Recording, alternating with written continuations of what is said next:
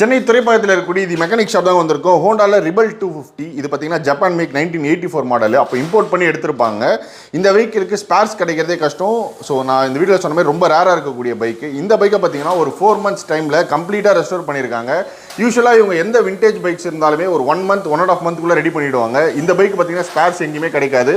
So நம்ம ஜப்பான்லேருந்து அங்கேருந்து import பண்ணி தான் நம்ம வந்து ஸ்பேர்ஸ் எடுக்கிற மாதிரி இருக்கும். ஸோ இன்ஜின் ஒர்க்லேருந்து கம்ப்ளீட்டாக ரெடி பண்ணியிருக்காங்க. முக்கியமாக பார்த்தீங்கன்னா இந்த மாதிரி ஒரு விண்டேஜ் பைக் ரெடி பண்ணுறவங்க ஃபுல்லாகவே ஸ்டாக்காக விரும்புவாங்க. பட் இந்த ஓனர் பார்த்தீங்கன்னா ப்ராக்டிக்கலாக நான் பைக் அதிகமாக யூஸ் பண்ணுன்றதுனால அவெஞ்சரோட ரிம்மு, ஃப்ரண்ட் டிஸ்க்கு, ரியர் ரிம்மும் பார்த்தீங்கன்னா அவெஞ்சர் இது ஆல்ட்ரு பண்ணியிருக்காங்க. ஸோ இது ஆல்ட்ரு பண்ண ரீசன் பார்த்தீங்கன்னா மெயின்டெனன்ஸ் காஸ்ட் வந்து ரன்னிங் காஸ்ட் வந்து கம்மியாக இருக்கணுன்றதுனால தான். வண்டி பார்த்தீங்கன்னா உங்களுக்கு ஹார்லியோட கான்செப்டில் வந்து வண்டி லென்த்தாக ஓட்டுறதுக்கு ரொம்ப சூப்பராக இருக்கும். இந்த மாதிரி நீங்கள் ரேராக பைக்ஸ் வச்சுருக்கீங்க, உங்கள் பைக்கை கம்ப்ளீட்டாக ரெஸ்டோர் பண்ண அப்படின்னா சென்னை துறைப்பாகத்தில் இருக்கக்கூடிய மெக்கானிக் ஷாப்பை கான்டெக்ட் பண்ணலாம். ஷாப்போட டீட்டெயிலாம் டிஸ்கிரிப்ஷனில் கொடுக்குறேன். உங்கள் ஷாப்பில் ரெடியாக வர பைக்ஸ் எல்லாம் அடுத்தடுத்து நம்ம பேஜை தொடர்ந்து